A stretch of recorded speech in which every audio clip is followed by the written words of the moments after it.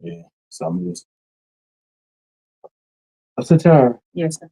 you come over here so you can get that information on your phone. That's important. I'll open the show. Okay. Yeah, please. Oh no, he just add me. Oh, that's all? Yeah, he just has to add me okay, as go an ahead. admin or Oh, okay. whatever. Okay, I'm sorry. Yeah, no. He just has to add me. She's gonna open up and everything, and then she's gonna introduce you. Wait, you can introduce Brandis, yourself. I'm gonna let you introduce yourself because all I know is Brandis. Brandis Leverett. Leverett. Leverett. Got it. I don't know if you I know know some Leverett. Leveretts. You know some Leverets? I do. What girls you know? I know some Leveretts. Who's Twins. no? They live. So Miss Leverett, I don't know what her first name is. Is she? Oh Lord, let me go kill the lady. I don't know if she's passed or not, but I know she was sick at one time. Lord Jesus, please don't let me I don't kill the lady. But she lived in Beecher on Eldon, right? Like 2 houses down from us. And her son's name was Eric Leverett. Okay. Well, that's you don't know nothing about your phone.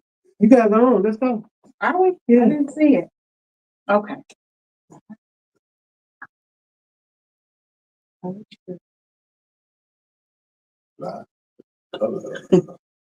Hey y'all. My bad. Hey y'all. Welcome back to Fli-City Blackout.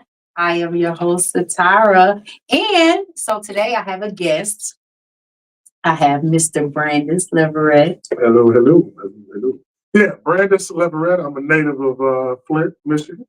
My dad and family and folks still live here in Flint, but I relocated to Memphis, Tennessee after I finished my undergrad back in like 2007. So I've been in the South, down there eating barbecue and trying to learn Elvis songs. Oh, yeah. Oh yeah, Elvis Christmas. Like blue suede shoes? Blue My Christmas. shoes not suede. Christmas. I actually know that one. You know that? That's the only one I know. Okay, That's that's the only one we know. Yeah, that's it. I've actually never been to Graceland. I drive by all the time. Do you really? Oh, you live that close to it? All right. So I thought Graceland was like a theme park. I didn't know. It's just a house. Yeah. I mean, I ain't trying to. Elvis lovers, don't get mad at me. But I just thought Graceland had roller coasters. Like Dollywood. Yeah, like Dollywood. That's what I thought. Because I love Dollywood, Yeah, guys. yeah. Let's just be clear. Yeah, I the love folks, Dollywood. I'm telling you, them folks love them some Elvis, man. I still got my name tag on, Brandon. Oh, with that being said, let's talk about that. So today, we went to what do we call it? Do we call it a seminar? Do we call it convening. Convening. It was a convening. So it was. Google it.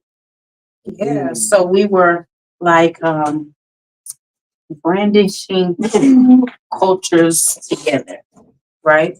Having dialogue, of how we merge each other together with empathy, with understanding, and just having a dialogue to make sure that, going forward, that we are supporting each other as people, as just being humans first, but then our cultures as well, right? Yes. So the Arab community and us as the African American community had some dialect and some conversation and some food and all of that together, right? We did. Okay. So for you, how do you feel about the convening? I thought it went really well. I thought it went well. I'm always open to new experiences. I've done convenings like that before with different ethnic groups, never with the Arab American community and individuals from that community. And we have a large Arab American community in Memphis.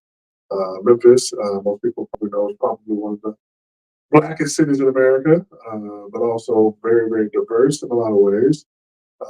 But yet still it is also probably, just highly stricken with just the history of racial disparities. So you see that through leadership, through schools, through just you drive down one street, Poplar Avenue, and it's like you've been through 4 or 5 different neighborhoods.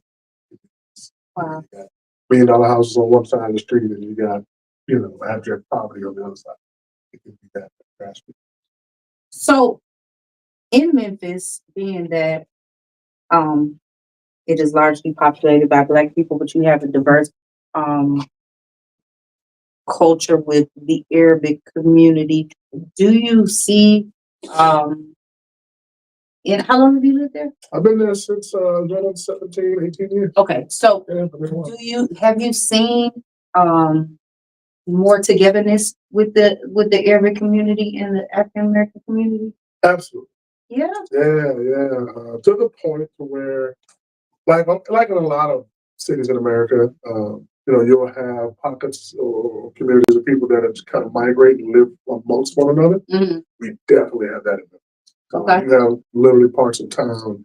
When I think about, and of course, some people may know these streets, but like, what's that one street, man? Right on Poplar, Kate something. Like that whole community is like the Arab American community. You know that their schools are there. Restaurants and things are owned around there by their community. That's where they live. So that definitely is the case. When it comes to us, again, Memphis being predominantly an African American city as it is, we're kind of spread all over. So are there Black people that sprinkled into that Arabic community? Not that I've ever seen. Yeah, not that I've ever seen. I do know I've had friends, a couple of friends who have moved into that community, but that also took for them, like their religious practices were also. See, that's where I was just going.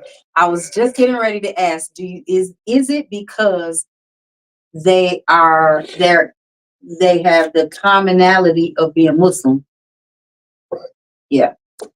Then that makes sense though, right? Because now your children are going to the Muslim schools and they're going to the mosque there, right? And everything is right there centrally located. So it makes sense that they do that. And then knowing the family as well as I do with the dad, like part of that, what you just shared, is what attracted them to it. Because in our community, that have access like that. Yeah. And togetherness like that. Yeah. So it unfortunately when we do is kind of modge podge, right? It's a little ticky tack, we're not together, we're not as pretty as they are, right? Because we kind of got a little building over here, a little sugar shack over here, and it's kind of falling out. Maybe got a leak in it or something, and that's where we're holding things. And whereas because they have the money that they have, and they have the resources, and they have the backing that they have, it looks a little better. And so that brings us to it, which is probably why gentrification looks so beautiful to people and they're open to it, right? Mm-hmm. Whereas we understand the history of it and we like, hell no. And where other people like, but we get a bark park. Mm-hmm. So I'm supposed to be all right because your little poodle get to go over to a park and y'all go tear my grandma's house down for the poodle to have a park. Right. And so thinking back to the convening today, right? Yes. So I would imagine. So I learned. So one, I was what's the word? Kind of stumbled upon today's convening. I'm appreciative of the experience, but I didn't know, what to expect when I walked in, or even I was going to be there. But I'm very grateful that I was. But I feel like that was the first one. Hopefully, there's more of them with those same individuals. Need more individuals like to come back to continue the experience and the conversation, because I think one of the goals is getting to a point to where you can create opportunities within your relationship to express, though gentrification is a good thing, you're ignoring the other side of that and what happens with that. And Memphis has suffered from it. I mean, drastic. We've had whole, even before I got there, we had Lauderdale Gardens, I believe it was called at the time, where like it was like a little, Tulsa, Black Wall Street or whatnot, where you had the dentists and you had stores and you had Black people own Black things. Yeah. And then over time, this was right, downtown. This is before downtown kind of realized, but as downtown started to revitalize, now people are looking at the opportunity to buy low, Instead tell the folks, hey, take these vouchers and go out to, these other communities where, there are larger houses and it's a lot more attractive and all that kind of stuff because we want to come back to the city. Yeah. But when we rebuild and do all these things, well, there's going to be some, policies and things in place that may not allow you to really afford to move back where you once were. That's gentrification. Yeah, that happens a lot. You've seen that even in Atlanta. Oh yeah. Like East Atlanta ain't East Atlanta no more. I went and I was just like, what happened? Gentrification happened. What? I've come home a few times in the last few years, and every time I ride down Saginaw downtown, it just looks a little better and it looks different. I'm proud of the changes that have been made and that kind of thing, but more and more I come, I see me and people who look like me less and less. Well, see, I think that's my biggest issue with it because usually all of this comes and it looks nice and it's beautiful and it's, and we love it, but it's at the plight of our people. And we have to take some responsibility, ownership of that as well. Take a lot of responsibility. Yeah. But too often that's what it morphs itself into. So with this, what would you have liked to see happen differently from today? Differently from today. Again, great experience. Love the effort. I think I just don't know time very well. But, we were given time cues to do certain things. Yeah. And I felt like sometimes time was just running out. Maybe we were just having such good conversations. Yeah. That hey, time was actually just running out and we weren't being rushed. Yeah. And the leaders and the facilitators did a great job. But I think, we need a little bit more time to get to let people go deeper as they feel comfortable. So a little bit more time. And hopefully moving forward, I think, because sometimes, and this happened today, right? We did a thing as a whole group. And then at one point we said, hey, go off and pick a partner. And what we tend, not just us Black folk, but everybody, you tend to do what? Go where you're comfortable. Go with and where you're comfortable. I know for me in particular, I stood up and I said, I'm not going to move. I'm going to wait to see who's going to come and want to partner with me. Yeah. Who's going to partner with the big Black dude with the beard, Yeah. I had to partner with another sister.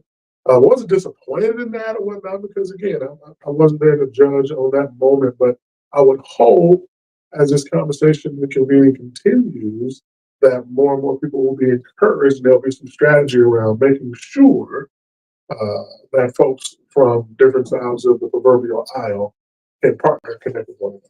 Yeah. That's critical. You can't build a relationship with you. Right? So that was my thoughts in that because I did the opposite of what you did. You intentionally stood. Yeah. I intentionally went to someone that didn't look like me. Yeah.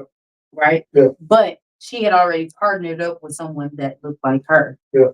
So, it's one of those things, and I get it. Because like you said, you go where you're comfortable, and especially this being the first one. And then we also given the age differences, yes. right? Because they were a lot younger. Yeah. Right. I noticed that too. So I understood it, which is the reason why I was intentional in doing that. Yeah. Because we didn't look alike. Yeah. Right? We weren't the same.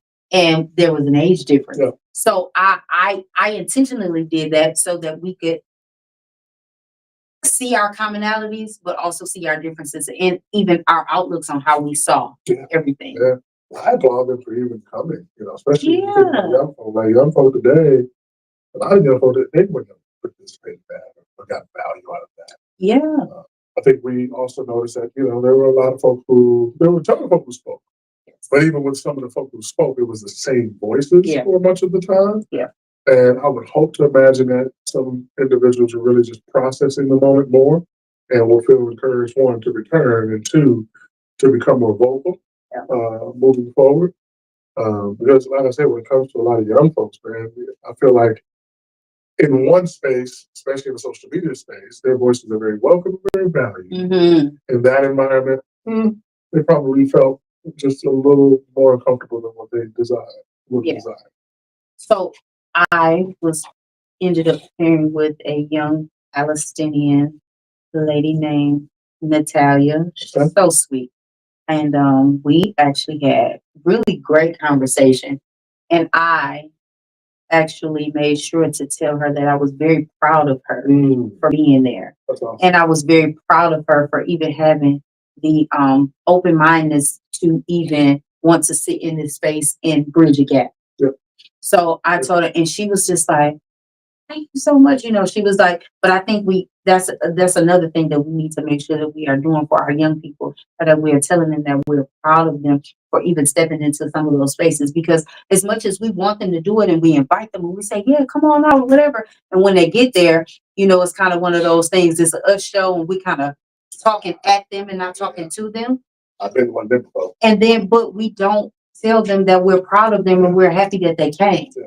And I made sure to tell her that was, I made sure to tell her, I said, Natalia, I'm really proud of you for coming here and being there. And she just was like, kind of taken aback for a second, but I think she needed it in that space because I think that gave her an opportunity to say, I would come back. Hey, come on. But when she was very quiet and very reserved and not speaking before, now she was speaking and now she was talking because now she felt like she had some value added. Yep. And that is the thing that we don't do. We don't make sure that when we invite the young people that they understand and know that they are value added.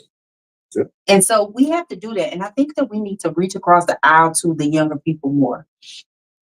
We have so much to say about them negatively, but we don't hear them out as to why this is happening. So we don't root cause it, and we need to root cause it. Yeah, I mean, to the point to where sometimes we'll even invite them to the conversation, and then, like you said, they'll get there, and it's like, "Thank you for coming," but now we want to sit down and be quiet, And then on the other end of the spectrum, we had a few, I don't know, senior citizens or some seasoned folks, and I think early in the big group, I think one of them mentioned, just starting to, and I said this to my dad at some point today or yesterday, that, I just feel like in our community, the Black community in particular, more and more as the years pass, we're devaluing our senior citizens, our matriarchs and patriarchs of our families. One, they're getting younger and younger. I went to high school with some folks who are grandparents. That just blows my mind. I'm 41. And so, but Grandma. your grandma? Come on, grandma. But I've had the privilege. I have the privilege of being around some of my friends from different races and cultures, and just seeing the ways in which they still cherish and value their elders. And receive lessons from them and create spaces for them. But I feel like we got to get back to doing that more and more. And she spoke to that today. We don't press the issue like we should as parents with our children coming up. For me, it was a little bit different because I was raised by my grandparents, so I had that, and then and I was always taught that. But I also passed that down and taught that to my children, right? And so, but we don't do that. Like, there's a disconnect because some people, to be honest, have lost their grandparents early. I was very privileged in having both sets of my grandparents into my early 40s. Wow, right? That was cool. Oh, it's the most amazing thing ever. I'm 48, and but at my early 40s, I still have both sets of my grandparents, grandmother and grandfather, both sets. So they were in their 90s when they passed. Man, that's cool. And so it was a blessing, and I'm very grateful, and I'm very, very thankful for all of the lessons and all of the things that they taught me. But then I think about all of the things that they didn't also. That some of the things that probably should have been passed down and some of the stories that should have been told. And so I am being more conscious in how I'm doing that and passing that along to my own grandchildren. Yeah. That came up today, just the power there is in storytelling. Yes. Not like story making up stuff, but just sharing one another's lives, sharing one another's experiences, where you come from, like that's That's gold. Yes. That's something you can grow from. That's something that you can build respect. You can build empathy for other folks. You can, we talked about just experiencing different folks' food. Now, I try. We talked about hummus today. That's Hummus don't make sense to me. They just don't. ground up chickpeas. Is that what it is? Yes. I don't even know. I don't know if I had a chickpea. I mean, I had hummus apparently, but I don't. Like, what chickpea be? What that be? What would I get a chickpea? Some salads. Some salads. Yeah, some salads you'll see them. They're what the chickpea looks like, right? Yeah. Yeah, but in some salads you can see that, or like even if you go to like a buffet and you see it and they're like in there, and I'm like, I'm not touching. Yeah. But just I thought today was a really good experience. I thought the questions were they were well thought out, and I know one of the questions got to something around like trying to understand why things are the way they are, and I think there's so much power like that. I think in the relationship building, that's probably one of the most powerful approaches you can take is to go in trying to get understanding as to why something is something. I want to ask you one of the questions that were proposed there, and I want to ask you that question. It was the very first question that we had, Okay. and it was the one about politics. Okay. What a story that you had, or an experience that you had with someone that you know or work closely with, right? That had their political views differ from yours, and what did that look like? And how did that make? What was it? How did it make you? How did that make you feel? And what was your relationship moving forward? Yeah. Right. Yeah. Especially in this political. Yeah. So one of the stories I shared is that I grew up in Athens, right? Mhm. Play ball, younger, and that kind of thing. Even when it comes to race and just a lot of different things, man, when you can find that commonality in sport, a lot of times you can leave all that stuff kind of at the door, right? But as I've gotten older and you take away, the game in that level, that lane of the relationship, and you start to learn people a little bit more, and we're so connected these days through social media and that kind of thing. There were some former teammates that I've had over the years that, I would see some of the things they would post and share and that kind of thing, which would express to me that they believe differently and have different views as far as when it comes to politics and things. And I'll be honest, I'm not throwing any away relationships and nothing like that. And people, you do that, stop that. I done heard folks, because somebody voted for somebody, y'all ain't cousins and family no more. Stop all that foolishness, please. Yeah. But I will say I was shocked by some of the stuff that I learned about some folks and about some of their beliefs and things, because I just felt like I believed that they believed different for so long because of the way in which they operated. Yeah. So then to kind of learn, like, oh, this is the way that you think, and which is going to impact the way that you voted. And some of them were just outright like, boom, boom, boom. I believe this, I believe that. I voted for this, voted for this person or whatnot. So then there's a much more personal experience for me. My father-in-law has been a staunch supporter of Donald Trump, or shall I say, the Republican agenda, since the first time he. And for me, I'm learning more and more. Yeah. I'm still learning more and more where my footing is in regards to politics, because I struggle a little bit because I feel like the system itself has been set up in such a way that when it comes down to it, whether it's Republican, Democratic, Independent, or whatever the other ones may be that's out there, they're all playing on a team together. Then there's the rest of us. Because a lot of times the policies and things that they create and enact and all that kind of stuff, it doesn't necessarily directly impact them when they're sitting in the seat. Yeah. It directly impacts us a lot of times. So sometimes I feel like a lot of stuff that goes on in politics is a smokescreen, and and people on the Hill have even said it. They'll disagree, and again, it's the democratic process. It's diplomacy, right? They'll disagree on the Hill. They'll have these issues and that kind of thing, and they'd even be hollering at each other, in the chamber. But then when it's over, they're going to go lunch together. They're going to, and I hate to think of it like it's a game, but sometimes in the way that they operate and act, it's almost like they're playing a game and we're just chess pieces or puzzle pieces or whatever. They can just do whatever they want to do, and not really think about how it impacts our lives. Yeah. I know that's a long way to get around to answer that question. No. It's definitely a dilemma that I've been faced with. So and we share some similar stories, and like I said, I had she was younger than I, and about 20 years younger than I, and she's Palestinian, Yeah. and so she has some concerns with some things, but for me, I just got to thinking about some things, and for some of the people that shocked me in their views of how they see politics and the world, really, whether it would affect them or not. Yeah. I don't know.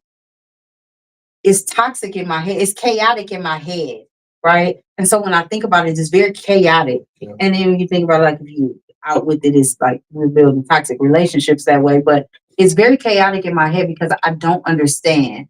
And so I try to have, like I said, I don't know if you were in there when I said that I have been bold in having open dialects with people about it because for me, hopefully it'll bridge some gaps. Yeah. But I also do that because I need a level of understanding because I don't understand. I don't understand how you can clearly hear someone spew putrid hatred, and for me, you're saying that you're okay with it because you're still going that way, and I don't understand that. But even it's the hatred towards your people, because I'm not even saying just people that look like me. I'm speaking of the Spanish community and all of that as well. Like I don't understand it, and I'm so conflicted by their way of thinking and how they are navigating through it, because I'm like, it's clear hatred, like he's like it was said. It wasn't no underlining. You have to look for it. You have to. He was in your face. He playing in your face. And that's what happened. And I'm like, what do we do? What's the phrase? Is it cognizant dissonance? I don't know the term, but it's almost like this idea of things are happening around you, but they're not happening to you. Yeah. They're not going to happen to you. I felt like this second time around, I was telling people, man, I have friends, and I don't mind having conversations about politics and stuff. And I said, guys, you gotta understand, this second go around, it is going to get reckless. Yeah. He's older in age, and then we're talking about President Trump. He's older in age. This is his last go around, right? Right. Unless something crazy happens, which I don't think. Yeah, at some point you got to choose to protect the Constitution, right? You know, and I said there's going to be some things that he's going to want to do, no matter what he's been saying on the campaign trail. Because I still believe, and I've even said this about a lot of our presidents and just the office itself. Don't get me wrong, I think it's a very powerful office. I think it's a very important office. But I still think that office of presidency answers to someone. And we're seeing it, right? Can't speak to it, but I just, so. I say it all the time. There's puppet, but go. There's agendas out there that are being played out and mapped out for today and 50 years and 100 years down the line. Like decisions being made today are going to impact things for decades, decades, decades. But I told folks, man, I said, man, like that's the thing that kind of, because I won't lie, there are some policy ideas and measures and things that I can support, not just from President Trump, but the Republican Party in general. Understood. Right? Yeah. But even in that, with themselves, man, one election they'll be preaching this, and then the next election they'll be preaching the completely opposite thing. Because it's like whatever at the time benefits them versus what benefits us all. So with this conversation and with everything that happened today in the group, what would you like the outcome to be?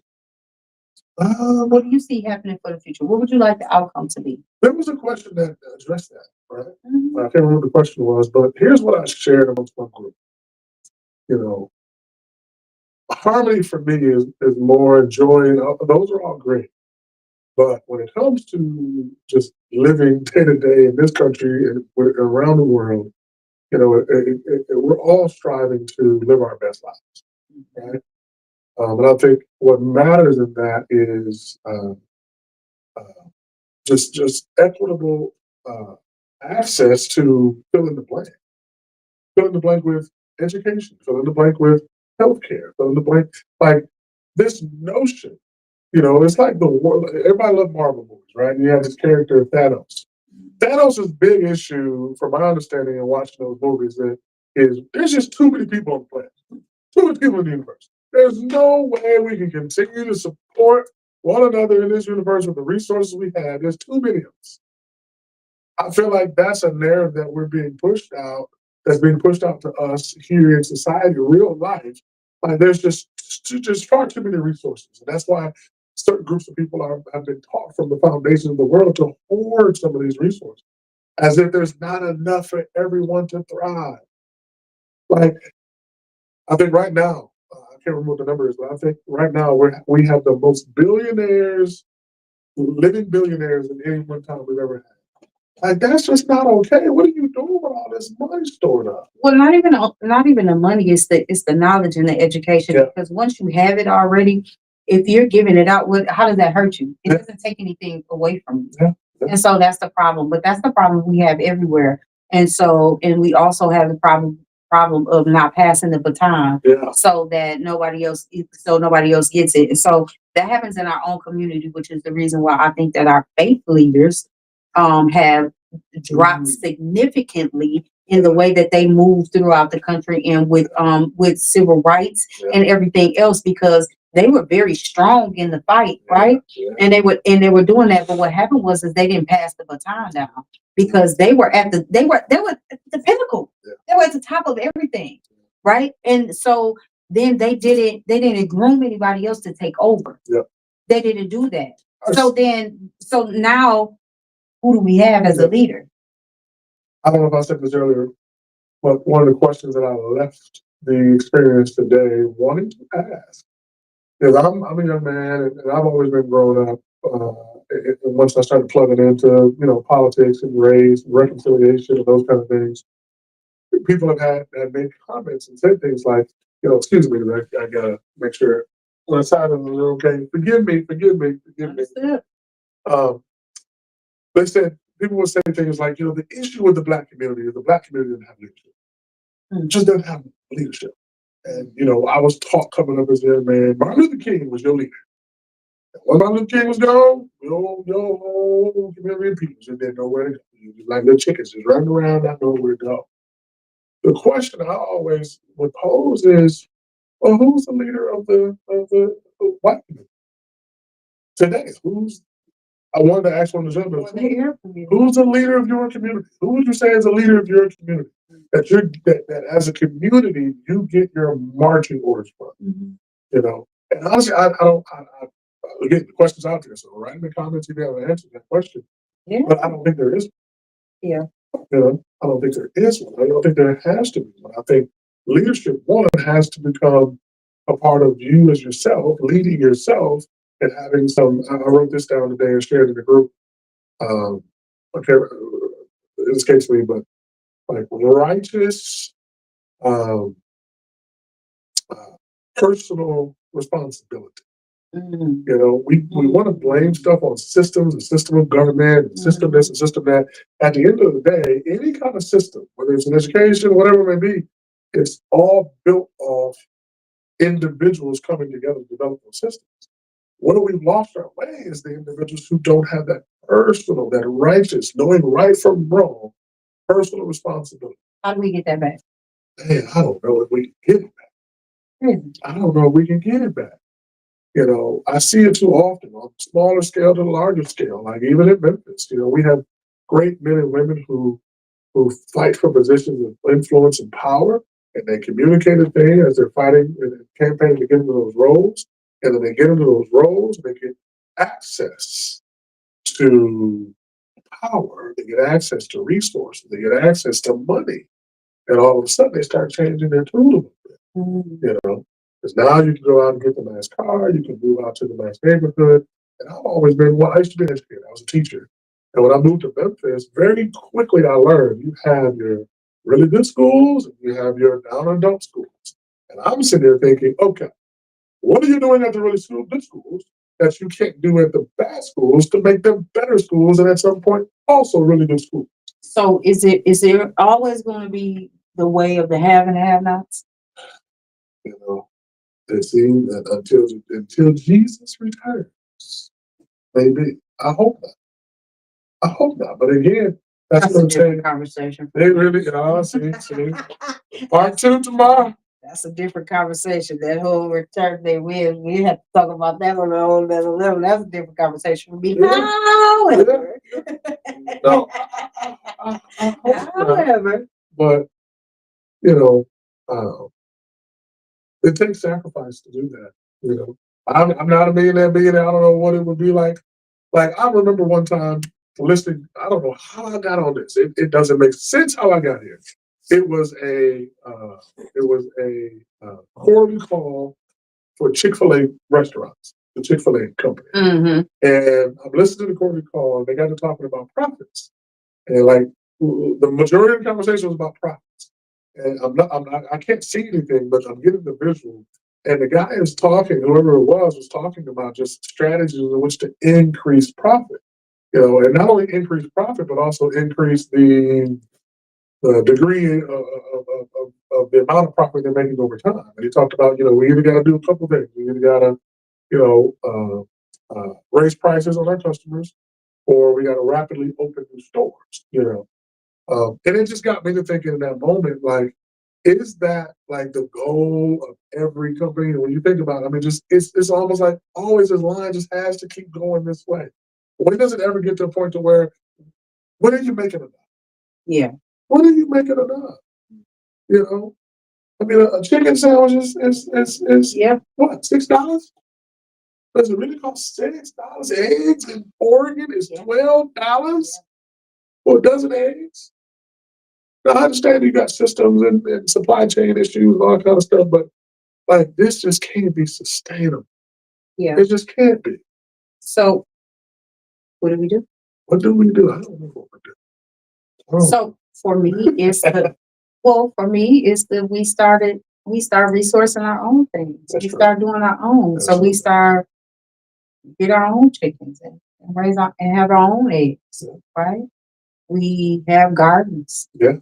And then we have our own barter systems, and we do it amongst ourselves. So Personal sacrifice. if I have the chickens and the eggs, and you have the corn and the potatoes, then you know we trade and we do those things, right? Yep. But that's the other thing, and the other reason that we should be bridging the gap with the Arab community and the Palestinian community as well, because we all can do that. Because in all actuality, though, if we strip away all of those things that you know, we talked about this of where you were taken and brought here, or you consciously integrated here, right? Yeah. That we're in the same game, Yeah. really. Because if you strip all of that away, we all don't belong here. Right. That's You know what? No, we do all belong here because it was founded to be this free, open opportunity. So yeah. Was it? I don't know. Was it? Not sure. Just be honest about that. Was it though? You know, that came up today as well. Getting back to the why, right? Why are we the way we are? Why the nation is the way we are, and that kind of thing. And I tell you, man, I feel like it was done by design, right? And going back to the haves and have-nots. But we have to be honest and say white supremacy is a thing. Absolutely, it's a thing. We have to be honest in saying that white supremacy is the reason why there is a division, and they cause a division, and that's purpose. That's purpose. But I would go a step further, and I say this to people all the time in conversations. So white supremacy is definitely a thing, right? But especially like one of the things that trips me out right now in our country is seeing the individuals who were staunch Trump supporters, voted for him, now with the policies and things that he's enacting and how it's personally impacting them. And that's saying, Because wait. they say, whoa, wait a minute. Yeah. Because now it ain't even just the privilege that the color thing. Now the color is green. Now the color is power. Now the color is access. It ain't really got nothing to do with skin no more. So yet and still, you've gotten to a level where now you've also been sifted out to be different, but the same as the other folks over there. But that's still, it's still impactful to even people with a little bit of money. Like because even if those policies go into place where, so it's going to affect the lower class citizens a lot more than it would be the higher class, because that's really good. Because what did he say? It was for the people that are making 150 up to $150,000, like in that mid range there, like from 100 to $150,000, right? Yeah. Tax rate. It's not a whole lot of people that can fall into that category when you're looking into our community, Correct. right? Correct. It's a handful of us. Correct. But that's not everybody's consensus, right? Correct. So but even white people, that's not, that it's not a whole lot of them that can say that in some of those communities. Yeah. You know, And they're starting to see that, and now they're like, oh hell. That's the thing. Oh hell. Media and propaganda and what you tell a person, because unfortunately it's hard for me to believe, but I mean, no, it's just the way it is. We're a lazy society. We're far more open to allowing somebody to tell us what we should think and believe versus doing the work ourselves. Which a lot of times it's just looking at your own situation, your own experience, and being honest with yourself. In our country, as much as we want to talk about welfare and who's on it, who's receiving it, and black folks, letting them this, that, and that, there are far more, just in sheer number, more Caucasians and vanilla folk on these programs, these assistance programs, than there are us. Very much so. Just because there's far more of them anyway, just the sheer numbers. So there's no way, why would you think that they're going to cut this and cut that and cut this, and you're going to miss out on the cut? But what happens? Why do we think that, or why do we not think that, or we're in the information age? Everything is readily at our fingertips, right? But everything ain't true. But not only is everything not true, but if you don't know the history or know your history, how would you know anything? So you have to know the history of anything to go somewhere. Absolutely. You gotta know. That's why there's such an attack on history. I shared this with you earlier before we came on camera. I'm in Memphis. This was years ago. I don't know what was happening. It had to be around like the anniversary. Because one thing, Memphis, we don't celebrate Dr. King down there in Memphis. He was assassinated. Yeah. Folks who don't know. Well, we had a function. MTV, for whatever reason, was doing this documentary thing on race relations and reconciliation. And we said, man, it'd be cool to have a convening. So we invited some folk over to the house. We watched it. And then we got around a circle and we shared. There was a young lady there who had to be like 26 or 27 years old, a friend of mine, who was adopted into a white family. But I think she's Filipino or whatever it may be, but she identifies as Caucasian, right, as a white person. She went to not necessarily inner city Memphis schools, but she went to suburban public schools. She lives like outside of Memphis, but essentially Memphis. It's like Flint to Grand Blanc, like you live right there. Yeah. It was amazing. We got done and she shared with us.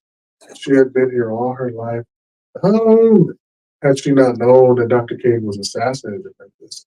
Before that experience of that day, when she's 26, 27 years old, raised in Memphis, she had never heard of Martin Luther King. Well, our history is being whitewashed. History in itself is being whitewashed, right? Not only is it being whitewashed, history being whitewashed, but we talked about this. So many other things are, because they're not teaching cursive anymore. We can't tell time anymore.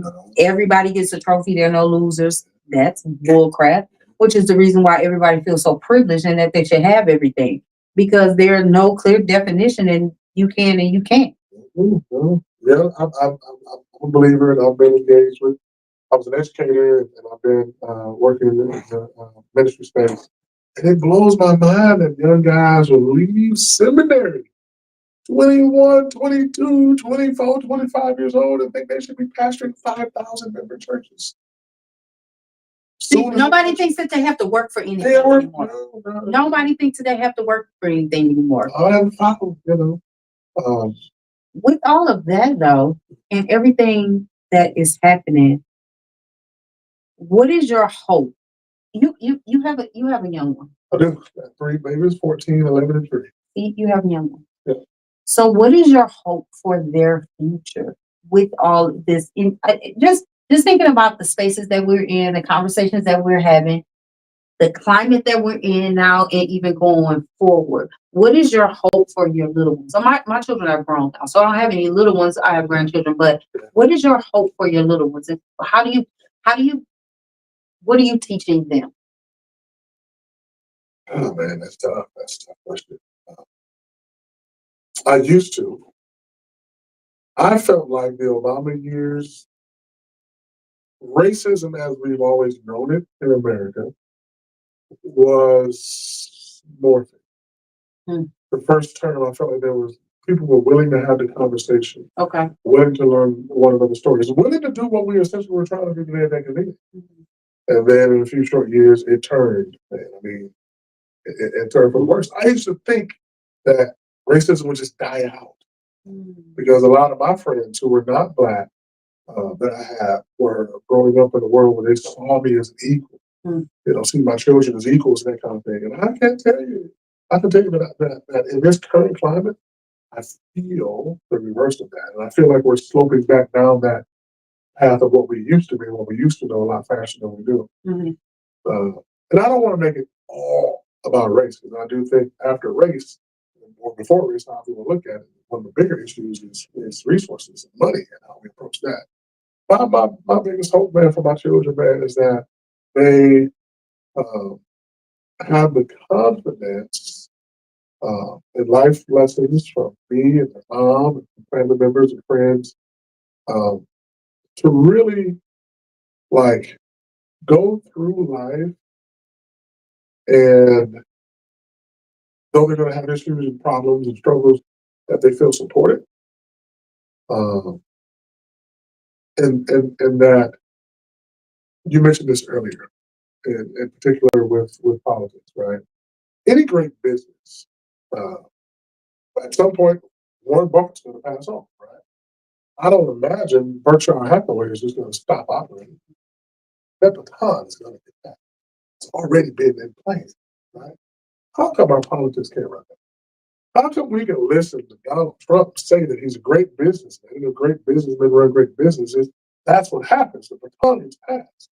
How come in our American politics that we can't look at the office of presidency or whatever it may be as a passing of the baton?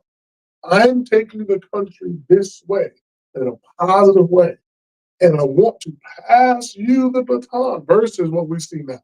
Man, this economy is terrible and it's Biden's fault. Man, this economy is terrible and Trump's fault. Man, why does it have to be that way? What are you teaching your children, especially your 14-year-old? In this climate, what's going on now? What are you teaching your children? What I'm teaching her in particular, teaching them to engage and to do a lot of reading and studying on their own. To start now trying to listen to a lot of voices, try to find where their truth is, to where they can start sifting out the voices they don't need to listen to. Definitely listen to both sides, or however many sides there are to different arguments or whatever. But how do you then measure that against who you are as a person, who you're growing up to be? So that's definitely something that I'm working on teaching. Well, that's awesome. Well, today has been a lot. It's been fun, though. It has been fun. It has been a lot. There has been lots of things and lots of things to think about, right? Yeah. Lots of things to think about, to bring to the table for the next go round, or even when we are engaging just in general throughout the days upcoming. Yeah. Even later on today, right? Absolutely. Whomever you see. Absolutely. So my point to that is just always engage with somebody. Start talking to people that don't look like you. Yeah. Engage. Have dialogue. Try to bridge the gap and do those things.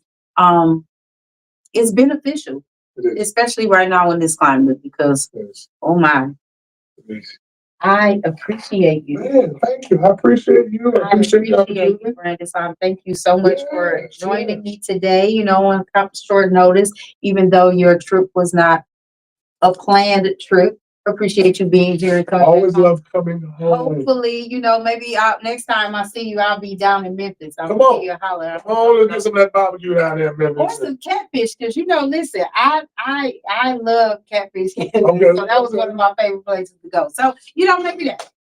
I know. I know. Yeah. Come on, family, bring this cabin back. Bring it back. Bring it back. Bring it back. Come on. It was one of my favorite places to go. Anyway. Barbecue. No, I shouldn't do it. Coach Corner, that's my spot. Corner? Coach Got Corner. it. Okay. Ask for smoke bone. Well, listen, guys.